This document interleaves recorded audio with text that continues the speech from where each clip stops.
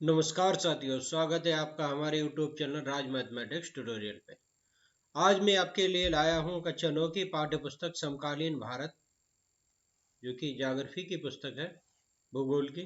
उसकी यूनिट 2 भारत का भौतिक स्वरूप, इसके एमसीक्यू फॉर्म में लाते हैं। एमसीक्यू, ये एमसीक्यू ना होके इस पे आधारित आप पे पूरे पाठ का निचोड़ होगा, पूरे पाठ का सार होगा। ये गागर में सागर जैसे एमसीक्यू है, पूरा पाठ आपका तैयार करवाया जाएगा। चलिए देर ना करते हुए शुरू करते हैं। पहला हमने लिया है, नीचे दिए गए कथनों को ध्यानपूर्वक पढ़िए। भारतीय प्लेट गोंडवाना प्लेट से अलग होने के बाद दक्षिण की ओर प्रवाहित होती है। भारतीय प्लेट प्राचीन गोंडवाना प्लेट का भाग थी, ये बात सही है, लेकिन ये दक्षिण की ओर नहीं, ये जाती है उत्तर की ओर, इसलिए ये हमारा कथन जो है गलत हो गया। भारतीय प्लेट यूरेशिया प्लेट की टक्कर के परिणाम स्वरूप हिमालय पर्वत का विकास हुआ। हाँ, ये बात बिल्कुल सही है। पहले वहां पे टेथिस नामक समुद्र था, जब ये उससे टकराया तब वहां पे बलित पर्वत, हिमालय जैसे बलित पर्वत का, विशाल पर्वत का निर्माण हुआ। आइए देख लेते हैं किस प्रकार उत्तर की ओर गया है। देखिए, ये पहले हमारा था प्यारा भारत, ये गोंडवाना लैंड का भाग था। ये गंगारा लैंड थी, ये गोंडवाना लैंड का भाग था। और ये अफ्रीका के नीचे भाग से अलग होके देखिए ऊपर जा रहा, धीरे धीरे जाता हुआ। ये हमारी है यूरेशियन प्लेट, और यूरेशियन प्लेट से टकराया तो यहाँ टेथिस नामक समुद्र के स्थान पे हमारा हिमालय पर्वत का निर्माण हुआ। जो हिमालय पर्वत है विश्व का सबसे ऊंचा पर्वत है, बलित पर्वत है और सबसे नवीन पर्वत है। आइए डिस्क्रिप्शन देख ले, व्याख्या देख लेते हैं। केवल कथन दो सही है। भारतीय प्रायद्वीप भाग का सबसे प्राचीन भूभाग गोंडवाना भूमि का हिस्सा है, बिल्कुल सही है। गोंडवाना गोंडवाना भूभाग के विशाल क्षेत्र में भारत, ऑस्ट्रेलिया, अफ्रीका, दक्षिण अमेरिका तथा अंटार्कटिका के क्षेत्र शामिल थे। इसमें भारत ही नहीं था, भारत, ऑस्ट्रेलिया, अफ्रीका और दक्षिणी अमेरिका के भाग शामिल थे। बाकी भाग किसमें शामिल होंगे? अंगारा लैंड में। संवाहिनी धाराओं के भूपर्पटी को अनेक टुकड़ों में विभाजित कर दिया गया और इस प्रकार भारत ऑस्ट्रेलिया की प्लेट गोंडवाना भूमि से अलग होने के बाद उत्तर दिशा की ओर प्रवाहित हो गया। यहाँ क्या दिया था? दक्षिण दिशा की ओर प्रवाहित होने लगी। उत्तर दिशा की ओर प्रवाह के परिणाम स्वरूप भारतीय प्लेट अपने से अधिक विशाल प्लेट यूरेशियन प्लेट से टकराई। इस टकराव के कारण इन दोनों प्लेटों के बीच टेथिस जो समुद्र था, भू अभिनत की अवसादी चट्टान बलित होकर हिमालय के पर्वतीय श्रृंखला के रूप में विकसित हुई। एक बलित पर्वत का, सबसे विशाल बलित पर्वत का निर्माण हुआ। दूसरा है, नीचे दिए कथनों पर विचार कीजिए। हिमालय पर्वत का विस्तार पश्चिम से पूर्व की दिशा सतलज नदी से लेकर ब्रह्मपुत्र नदी तक नहीं, सतलज से नहीं, सिंध नदी से है। सिंधु नदी से लेके ब्रह्मपुत्र नदी तक है। सिंधु नदी से लेकर ब्रह्मपुत्र नदी तक है, तो पहला तो हमारा गलत हो गया। हिमालय पर्वत की श्रृंखला की चौड़ाई पूर्व की ओर घटती जाती है, बिल्कुल सही है। पश्चिम की ओर लगभग 400 किलोमीटर की, और पूर्व की ओर घटते घटते 150 किलोमीटर के करीब रह जाती है। हिमालय पर्वत श्रृंखला के पश्चिम भाग की ऊंचाई पूर्वी भाग की ऊंचाई की अपेक्षा अधिक, हाँ, पश्चिम में अधिक ऊंची है, अधिक विविधता पाई जाती है। तो इसका निम्न में से कौन से कथन असत्य हैं? तो ए असत्य है, 3 असत्य है और 1 असत्य है। यहाँ पूर्वी भाग में जैव विविधता अधिक पाई जाती है और पश्चिमी भाग में कम, इसीलिए गलत हो गया। तो इसका मतलब 1 और 3 हमारे कथन गलत हो गए। तो असत्य कथनों की पहचान करनी, ऑप्शन हमारा 1 और 3 सही होता है। अब देख लेते हैं।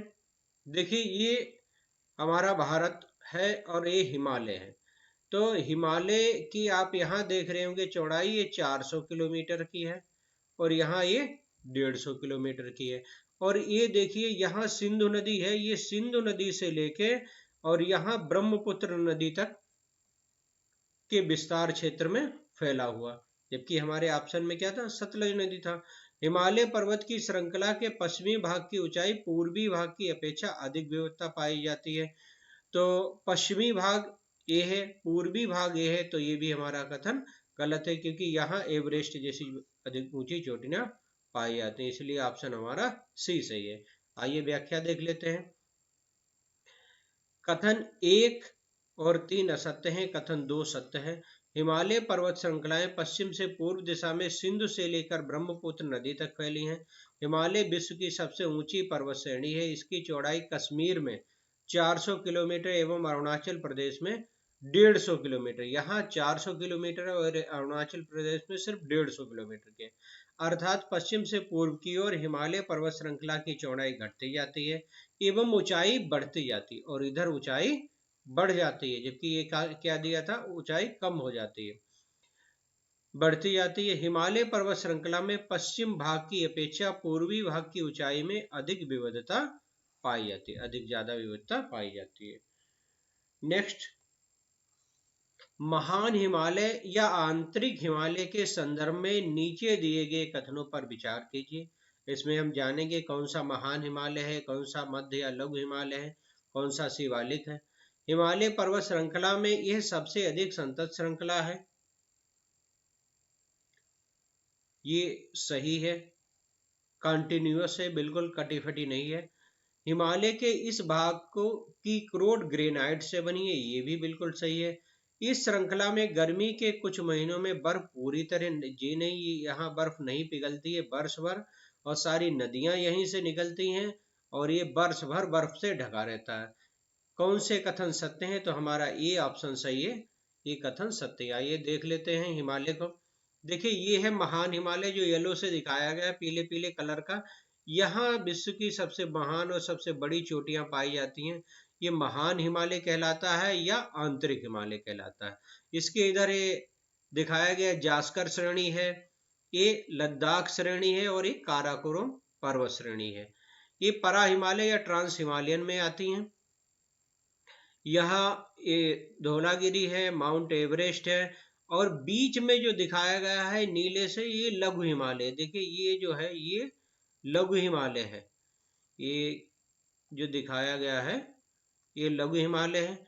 और इसके नीचे जो ग्रीन से आपको ग्रीन दिख रहा होगा, ये जो है शिवालिक श्रेणी है। कौन सी श्रेणी है, शिवालिक श्रेणी। ये है लघु हिमालय, ये पूरा नीले से दिखाया गया है, और ये शिवालिक या उप हिमालय है। अब डिस्क्रिप्शन देख लेते हैं हिमालय के बारे में। आपकी जानकारी सबसे ऊपर है काराकोरम, फिर लद्दाख श्रेणी, जास्कर श्रेणी, महान हिमालय। हिमालय ये जम्मू कश्मीर से शुरू होके ये अरुणाचल प्रदेश तक जाता है, और यहाँ म्यांमार तक जाता है। और ये जो है सबसे ज्यादा ऊंची चोटियां विश्व की इसी में पाई जाती हैं, वर्ष भर बर्फ से ढकी रहती हैं। लघु हिमालय जो है इसके बाद आता है, ये जो ब्लू कलर से दिखाया गया है नीले कलर से, देखिए ये अरुणाचल प्रदेश तक जाता है। और शिवालिक या उप हिमालय जो है इसके बाद एक ग्रीन से दिखाया गया है। व्याख्या देख लेते हैं। पहला कथन सत्य है, हिमालय पर्वत श्रृंखला के सबसे उत्तरी भाग में स्थित पर्वत श्रृंखला को महान हिमालय या आंतरिक हिमालय कहते हैं, जो कि सबसे अधिक सतत श्रृंखला, सबसे अधिक कंटिन्यूअस है, कहीं भी ये कटी फिटी नहीं है। इसमें 6000 मीटर की औसत ऊंचाई वाले सर्वाधिक ऊंचे शिखर हैं, जैसे कि माउंट एवरेस्ट, कंचनजंगा, नागा पर्वत आदि। महान हिमालय के बले की प्रकृति असीमित है। दूसरा कथन सत्य है, हिमालय के इस भाग की क्रोड ग्रेनाइट से बनी है, ये भी सत्य है। महान हिमालय की श्रृंखला हमेशा बर्फ से ढकी रहती है, अतः इससे बहुत सी हिमानियों का प्रभाव होता है, इस कारण इसे हिमाद्री भी कहते हैं। नेक्स्ट देख लेते हैं, निम्नलिखित में से कौन सी विशेषताएं मध्य हिमालय या लघु हिमालय पर्वत श्रृंखला की हैं। यह हिमालय पर्वत श्रृंखला की सबसे अधिक असतत श्रेणी है, मतलब कटी फटी श्रेणी है, तो ये बिल्कुल सही है, ये डिसकंटिन्यूअस श्रेणी है।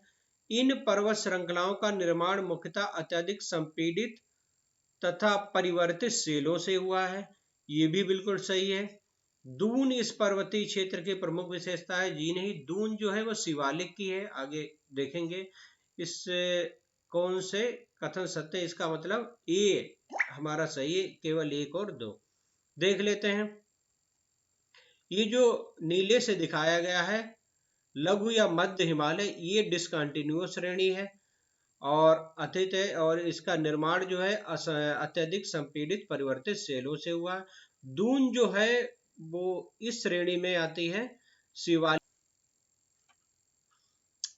व्याख्या देख लेते हैं। कथन 1 और 2 सही है। महान हिमालय या आंतरिक हिमालय के दक्षिण में स्थित पर्वत श्रृंखला जिसे मध्य या लघु हिमालय कहते हैं, ये मध्य या लघु हिमालय नीले से दिखाया गया है।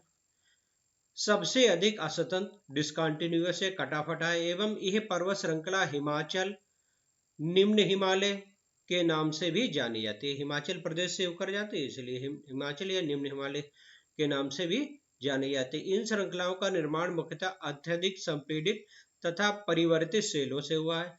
तीसरा कथन असत्य है। दून पर्वतीय श्रृंखला में पाए जाते हैं, ना कि दून शिवालिक पर्वतीय श्रृंखला में पाया जाता है, न कि मध्य हिमालय में, लघु हिमालय पर्वत श्रृंखला में, अतः कथन 3 गलत है।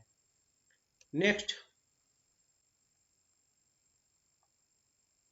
लघु हिमालय या हिमाचल हिमालय के अंतर्गत कौन कौन सी पर्वत श्रृंखलाएं सम्मिलित हैं? Number 1 Dhauladhar, number 2 Pir Panjal, number 3 Mahabharat, number 4 Zanskar.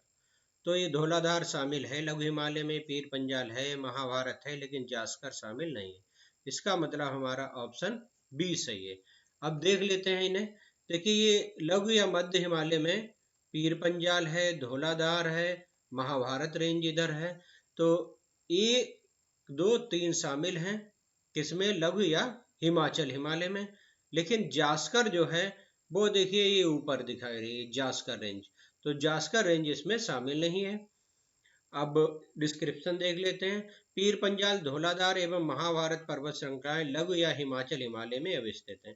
Pir Panjal पर्वत सबसे लंबी तथा सबसे महत्वपूर्ण पर्वत श्रृंखला है, जबकि धौलाधार सबसे दक्षिणतम पर्वत श्रृंखला है। पीर पंजाल रेंज में बनिहाल दर्रा जम्मू कश्मीर श्रीनगर से जोड़ता है। बनिहाल दर्रा जम्मू कश्मीर को श्रीनगर से जोड़ता है। इस दर्रे में बनाई गई सुरंग को जवाहर सुरंग कहते हैं। उत्पत्ति एवं संरचना की दृष्टि से जास्कर श्रेणी बृहत हिमालय का भाग है, न कि लघु हिमालय या हिमाचल का। थैंक यू, धन्यवाद। ये पार्ट 1 था। इस चैप्टर के 2-3 पार्ट आएंगे, देखते रहिए। अपने नोट्स बना लीजिए, बहुत ही अच्छी जानकारी है, पॉइंट टू पॉइंट है। धन्यवाद।